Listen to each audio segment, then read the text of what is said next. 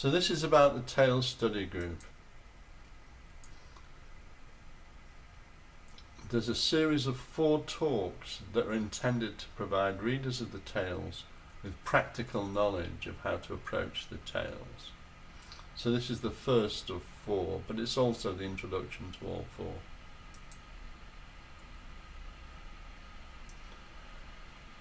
Here's a quote from Gurdjieff. "I have buried in this book certain bones, so that certain dogs with great curiosity and strong scent may dig down to them, and, strange thing, when they have done so, are men."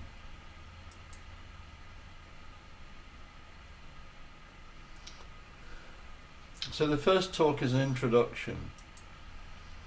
I talk about the Tales study group, what it is. I talk about the Tales as scripture, the Tales as objective art. Then I talk about the 3 ways of reading the Tales. I ask the question and answer it, what is Oskiano? And I discuss the structure of the meetings. That's the first of these 4 presentations. The second of the presentations discusses the nature of the Tales. So there are certain things that one needs to do if one's reading the book in order to, let's say, enrich the experience. First of all, there's a need to research the text. Secondly, there's a need to understand the philology of the Tales. Thirdly, Gurdjieff's use of English typography. Then a discussion of neologisms, that is the new words that Gurdjieff invented. Then his choice of names for the fictional characters in the Tales. And a discussion of intentional inexactitudes. So that's the second of these presentations.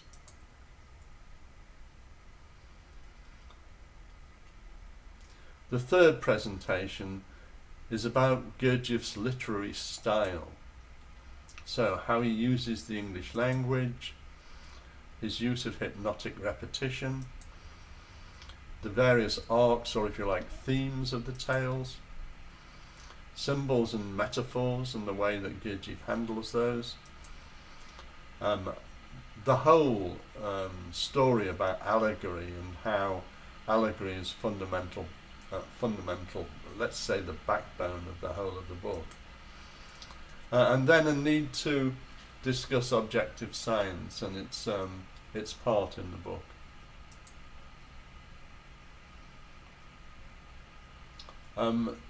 The fourth of these presentations is about the objective nature of the Tales. So we discuss the enneagram of reading the Tales.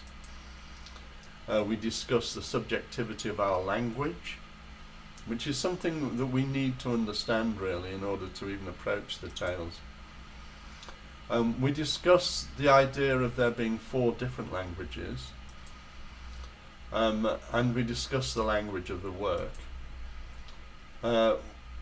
We go into the topic, which comes actually from the first chapter of the Tales, about mentation by thought and mentation by form. And then we go on to discuss how the Tales was written.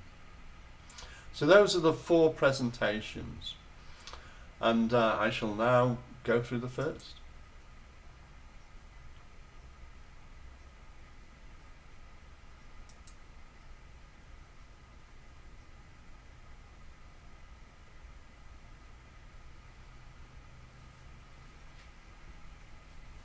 So this is really an introduction to the study group. So we can begin by asking the question, what's the aim of the study group? Well, the study group's already started. It started about 3 months ago. Currently, most of the members of the Tales study group have a great deal of experience, that is many years in the work, and are of course familiar with the Tales. Nevertheless, most of them acknowledge that they have a great deal to learn about how to make profitable use of Gurdjieff's masterpiece. All the members undertake to read the tales in the 3 ways that Gurdjieff advises, if they have not already done so.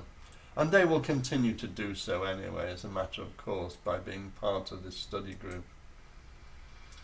The aim of the study group is that its members will profit by going deeper into the book than they have previously gone, and by encountering knowledge that will enrich their personal work, as well as their understanding of the book.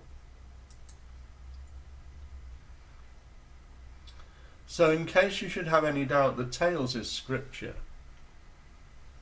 By any reasonable definition, it's scripture.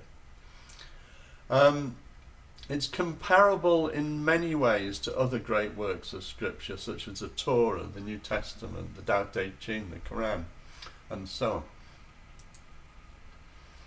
Perhaps it doesn't seem that way, because it doesn't seem to resemble those books that we've mentioned there. But we need to bear in mind that each such book was written at a particular time in history, and was, we assume, written by men who knew how to express themselves effectively for the readers of their time. And we assume, of course, that Gurdjieff knows exactly how to do that. Historically, when scripture is created, it usually leads to the forming of a group of individuals who are devoted to preserving and understanding the scripture. And that's partly the aim here. Our intention is that this is going to happen with the Tales, and that there will be a time when the Tales is read out in church and appreciated in that way.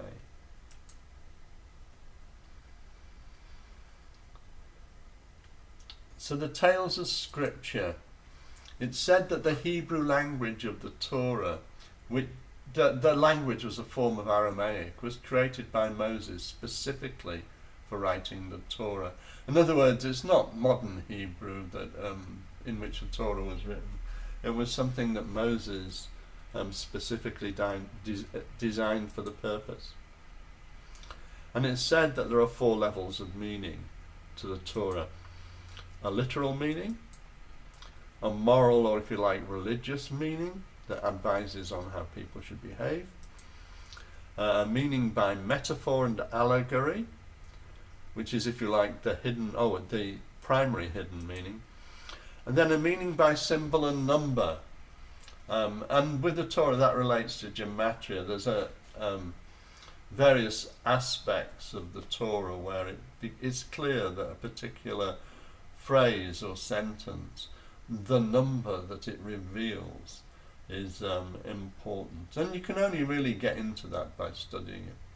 And of course it relates to the Kabbalah, which is, if you like, the mystical pattern that is fundamental to Jewish mysticism. We believe it's worth approaching the Tales in a similar light to the way that one can approach the Torah. So let's talk about the Gospels, the Koran, and the Tales. The New Testament was originally written in Greek and Aramaic. The many English versions derive either from its translation into Latin or directly into English.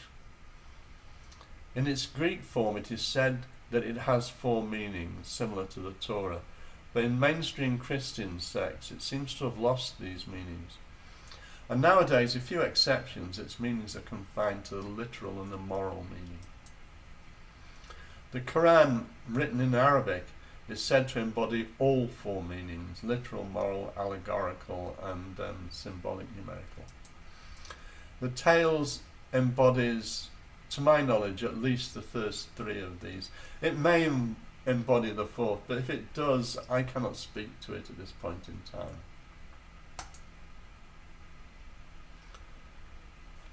So let's talk about objective writing.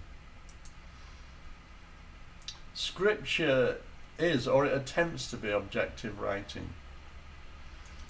The idea is will have exactly the same impact upon everyone who reads it, but of course according to their level, their spiritual level. When it gets translated, some of its objective nature is unavoidably lost. So Gurdjieff oversaw the translation of this book into German and French from the original English version, so there are three versions that we could say Gurdjieff approved, oversaw, and was happy for them to be published in the last form in which you saw them. As time passes, people and culture change. And scripture becomes less accessible simply because the scripture was written for a particular time. And because of that, the reader inevitably has to put in greater effort to access the meaning of the scripture. When its meaning by allegory and a metaphor is no longer recognized, it loses a great deal of its objective nature. And that's happened to the New Testament and actually to the Old Testament, and happened a long, long time ago. And ultimately, I suspect it will happen to the tales. So at the very beginning of the book, Gurdjieff provides friendly advice. And this is what it says. I find it necessary on the first page of this book, quite ready for publication, to give the following advice. Read each of my written expositions thrice. Firstly, at least as you have already become mechanized to read all your contemporary books in newspapers. Secondly, as if you were reading aloud to another person. And only thirdly, try and fathom the gist of my writings. Only then will you be able to count upon forming your own impartial judgment, proper to yourself alone, on my writings. And only then can my hope be actualized that according to your understanding you will obtain the specific benefit for yourself, which I anticipate and which I wish for you with all my being. So he provides this advice as shown, and he describes three distinct approaches to reading the book. And two of those are likely to be new to the reader, in that they've probably never read a book in the ways that he's asking. So it's important to read the advice carefully so that its meaning is fully appreciated. And Gurdjieff, we note here, Gurdjieff says, only then will you be able to count upon forming your own impartial judgment. So it's only if you read in these three ways that you will be able, let's say, to access the deepest levels of the tales.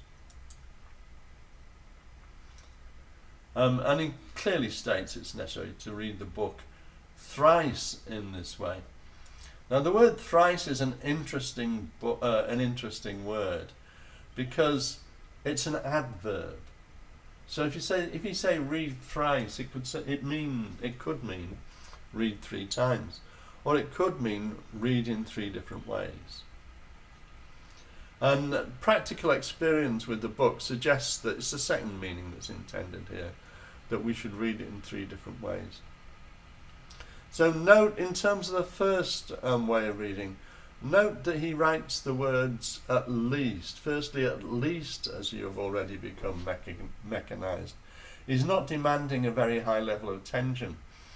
Reading the book in this way provides a mechanical familiarity with the text which is needed, but if you can provide more attention in this kind of reading, it will benefit you. In our view, hearing the book read out aloud is equivalent to reading it mechanically. That is, it's an experience, and it's a worthwhile experience to have somebody read to a group of people. And of course, Gurdjieff did that all the time, organised that. So secondly, as if you were reading aloud to another person. So note that he writes the words as if. So this isn't asking you to read out loud, it's asking you to read as if you were reading out loud to another person. That's slightly different. And consequently, the idea isn't that you actually sit there reading aloud to someone else. The idea is that you represent yourself reading aloud to someone else. So you're reading it aloud as if to someone else, but in your own mind, if you like. This is a three-centered activity, and it requires attention in all three centers. The function of the thinking center in this kind of reading is to pause the words on the page. The moving center will operate the vocal cords. Now, I said he isn't asking you to read out loud, but the reality is that if you read something internally, your vocal cords will move. The moving center automatically does that. It's something that the US Army knows about because they've created a silent microphone based on that idea. And the role of the emotional center is to control the intonations of the voice. So few people actually realise the necessity for reading the tales in this way. You kind of have to do it in order to realise the benefit of doing it. You can't just sit there and think, well, is that a good idea? You do it and find out. So thirdly, only thirdly, try and fathom the gist of my writings. So note that the word only insists that the reader should make no attempt to explore the meaning of the text until a third way of reading has begun. This is a separate activity, if you like. There are two efforts described here, and this is it's almost one of Gurdjieff, well, it is one of Gurdjieff's tricks.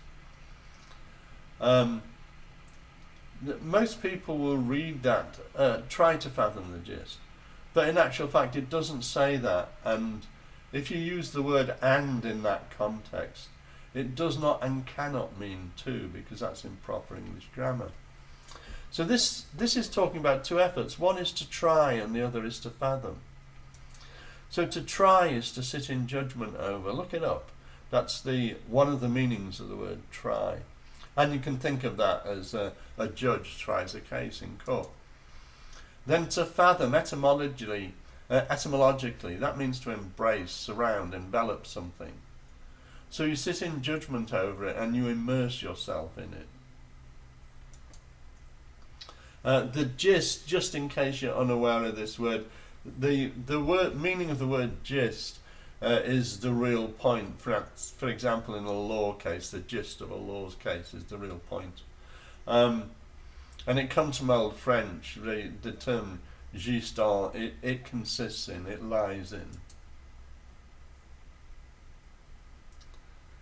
So let's talk about Oskiano.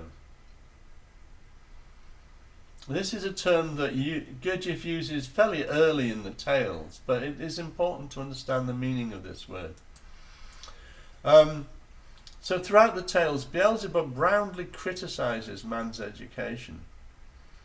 In referring to education, particularly to Hussein's education, he uses the word Oskiano. As the book suggests, we can think of ourselves as Hussein sitting at the feet of Beelzebub. We can kind of identify with him and learn about those three brain beings on the planet Earth. So the word Oskiano, it comes from Armenian and it means maker of gold. So you may never have thought of education in that light as a means of making gold. And so, if you like, it's an important word because it introduces an important concept.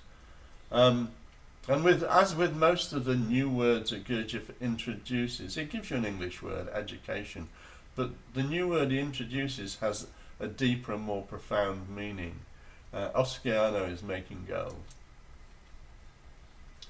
So Gurdjieff intends to educate the reader in a fashion of Gurdjieff's own devising, which bears very little relationship to normal human education. And he announces in the book that some of this education will actually be indirect. So this takes us to the structures of the meetings that we hold. Initially, the Tales Study Group meetings include some presentations of the various techniques required to read the tales. And that may be a feature of any new meeting that arises. If I think that it's worthwhile just doing a brief 5-minute presentation on a particular topic, then I'll do it as an aid to a particular section of the tales. It's necessary to do this kind of education, because even serious readers very likely to have little experience of reading a book like this as genuine scripture. And even people who have been with the tales for a long time probably don't think of it as scripture, but they should. So aside from those brief presentations, each meeting is going to consist of reading from the tales, which will be roughly it'll be 10 pages, probably 14 at the most, maybe only 5 or 6 in some instances. And that'll take about 20 to 30 minutes. And following that, there'll be discussion of anything in the text, or possibly revisiting other topics which were touched on in previous meetings. Pretty much anything that anybody wants to raise. But initially, of course, we'll focus on the meaning of the text that's been read. The meetings will last for a maximum of 2 hours. So really, you're talking about 1.5 hours of discussion, which is enough for most of the readings that we'll do. It might be too much for some, but if it is too much, we can simply finish early. It's not a problem. What's happened so far is that we've tended to run over 2 hours. So when you've got an active a group, there's always a lot to discuss about any particular segment of the tales. The meetings are going to be recorded. Members of the group will be able to view and review the meetings, but it'll only be members of the group that are able to look at meetings. They'll not be available publicly at all. Okay, so the Tales Study Group. The group meets on Wednesdays. You can join at any time. Members who enjoy exclusive access to a series of resources that are designed to help readers better understand the tales. In other words, it's a set of notes, really, against all of the text, plus useful extracts from other books that might help you understand part of a particular segment of the tales. If you visit the page listed immediately below, it's a page of study group resources, and you can go through it, click on all of the things that are available and see what's there. It'll give you some idea of what the resources are.